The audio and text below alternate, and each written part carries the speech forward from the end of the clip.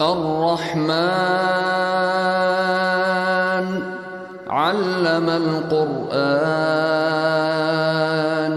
خلق الإنسان علمه البيان الشمس والقمر بحسبان والنجم والشجر يسجدان